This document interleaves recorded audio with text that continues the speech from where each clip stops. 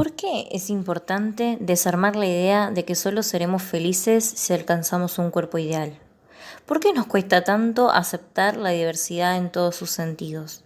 ¿Por qué nos genera tanto rechazo ver todos los cuerpos en sus diferentes tamaños y formas, colores y expresiones?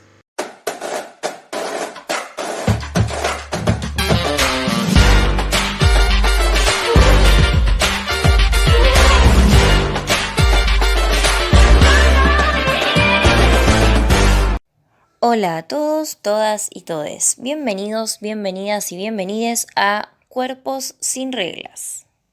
En el día de hoy les proponemos pensar en el activismo corporal, la impronta del body positive, la lucha contra la gordofobia.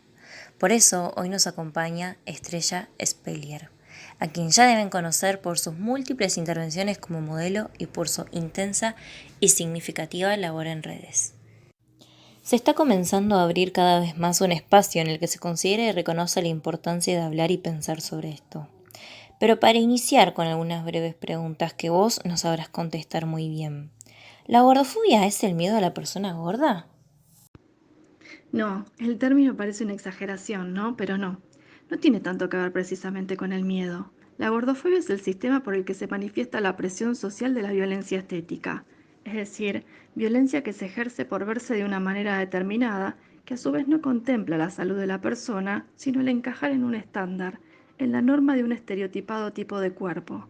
Por ejemplo, si quiero comprarme ropa, elegir un jean es una tarea muy compleja.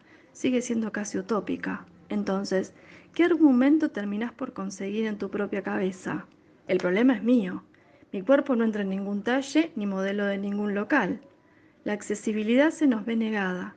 De alguna manera se nos discrimina señalándonos que no pertenecemos a ningún modelo permitido.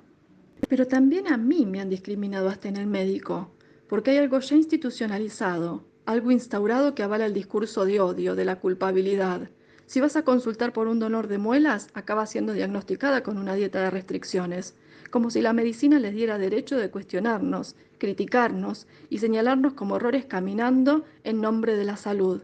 Irónicamente, normaliza atropellar nuestro bienestar integral.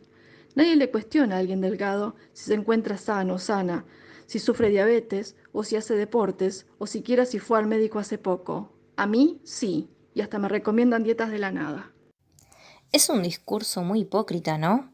Porque si adelgazas un poco, llega el comentario, ¡ay, qué linda te ves! Perdiste peso, sin reconocer lo ofensivo de ese comentario despectivo de las personas gordas. Exacto, y ni saben si está sufriendo tal vez otro tipo de perturbación, un problema de salud mental o un trastorno de alimentación, pero no solo queda en la palabra. Hay demasiados estímulos externos, imágenes que distorsionan la realidad, ¿verdad? Es tan así que existen organizaciones de médicos sin impedimento legal o estatal que siguen haciendo campañas por las que lucran con la pérdida de peso. Incluso hasta con cirugías bariátricas, liposucción, manga gástrica, etcétera, que asumen que alguien gordo es un enfermo con malos hábitos, sin siquiera conocer su conducta alimentaria. Nos someten a una patologización que termina obligándonos a someternos a dietas que generan tanto estrés, tantos rollos mentales relacionados con la autoestima, donde nos desconectamos con nuestros verdaderos deseos. Nos desconectan a nivel de no saber cuándo tenemos hambre, porque aunque el cuerpo sufra y la satisfacción sea baja, es importante no perder la dieta. Ese es el éxito de la salud de esos programas médicos.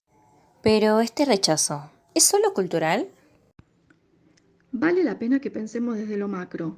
Es cierto que si seguimos decodificando roles y moles corporales desde los centímetros, reforzamos la violencia. Pero también hay herramientas sistémicas que atacan desde el exterior de la individualidad de cada persona. En mis redes, por ejemplo, trato de contestar siempre los mensajes de mucha gente que está muy sola soportando el silencio de ese sufrimiento, porque no encuentran dónde hablarlo sin sentirse violentada. La industria de la moda, del modelaje, del entretenimiento, de los medios siguen repercutiendo en esa representación de cuerpos equivocados que deben ser cambiados para poder pertenecer. En las escuelas no se habla de eso tampoco, y lo que no se ve y no se nombra, no existe. En mi mundo laboral se ha llegado a determinar un cierto tipo de cuerpo que de alguna forma obedece al modelo hegemónico. Es el llamado cuerpo curvy, que se corresponde con una cierta cintura, con ciertas curvas, Y eso tampoco es diversidad. Esa representación tampoco lo es. Lo poco que se nos muestra en los medios masivos pretende vender con nuestra imagen. Nos ponen en escena conformista. ¿Por qué pasa eso? Porque esto es un negocio. La salud es un negocio. Hemos normalizado y moralizado la comida en esas pautas de ingestas diarias de las dietas. Está bien ir al médico, pero a veces es un privilegio. No todo el mundo puede ir al nutricionista cada 15 días. No pueden comprarse una canasta básica variada, llena de frutas, verduras, proteínas y carbohidratos medidos. No pueden, es la realidad. Y nadie regula eso. Es parte de la injusticia social que termina por eso mismo siendo parte también de la gordofobia. No se trata de promover la obesidad, no se trata de definirse según la disciplina con la que se cuentan calorías, se trata de amarse tal como uno es, de exigir diagnósticos completos y análisis exhaustivos, en lugar de vivir el ataque de nuestro peso, de sentarnos a discutir qué pasa con la segregación constante que la sociedad nos hace vivir. Esta cuestión de intersección nos ha dicho que lo peor que nos puede pasar es aumentar de peso y que ese problema es de baja autoestima. Esa salud que tanto se promueve no es sincera. ¿Se piensa en las dolencias que pasan quienes son etiquetados bajo el concepto de capacidades diferentes? ¿O quienes fueron sometidos a la amputación genital para normalizar su cuerpo a un estereotipo sexista? A esa idea de salud no le conviene pensar en esas cosas. Entonces, no solo alcanza con la conquista de derechos, sino que también debemos defenderlos. Por último, ¿cómo conseguiste volver todo ese dolor y esa bronca en activismo, en movilizarte para romper con esas reglas y desaprender esas normas que te presionaban? Hay que dejar de aplaudir la delgadez. Hay que seguir cuestionando. Los chistes también son gordofobia. Mi cuerpo nunca fue representado en ningún lado, pero sí era motivo de burla. Entendí que no hay nada de malo con mi cuerpo, así que dejé de escaparme de los tapujos. Me pregunté cada vez más cómo me sentía y no cuánto pesaba. Todos los cuerpos son distintos. Al principio me obligaba a salir de mi casa. Ahora trato de imponer límites. No le pedí a nadie que comente sobre mi imagen. No lo necesito. Ni siquiera en casa con quienes vivo. Estoy bien y merezco ese respeto. ¿Cuál es la función de la ley? Por ejemplo, la ley de talles en nuestro país. ¿Qué función tiene? La ropa es nuestra expresión también, y se nos ha negado poder hacerlo. No tenemos acceso a determinados uniformes de determinadas empresas, por ejemplo. Tengo compañeras que quedaron afuera de puestos laborales, y por eso terminaron llorando en un probador. De la ley de talles se habla hace rato, pero la sanción recién sucedió en 2019. El activismo lo consiguió. Sin embargo, nos falta mucho. La industria de la moda no conoce el tamaño de sus consumidores, porque siguen faltando talles. No se fabrican, no les parece redituable. Por eso seguimos trabajando en la difusión de ese proceso legal, que nos entiendan y no nos sigan negando.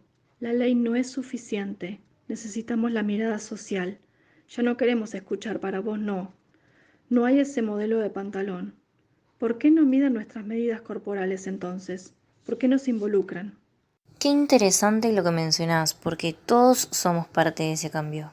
Claro, necesitamos el esfuerzo de todos. Hay un futuro posible, pero será si reconocemos a la diversidad como la nueva norma. Hemos aprendido mucho. Gracias Estrella por acercarte a grabar este episodio tan especial. Ustedes, por invitarme y por aceptar el desafío de escuchar.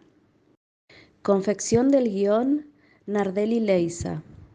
Edición, Chichersky María Victoria. Voces, Chichersky María Victoria. Buono Micaela y Álvarez Noelia.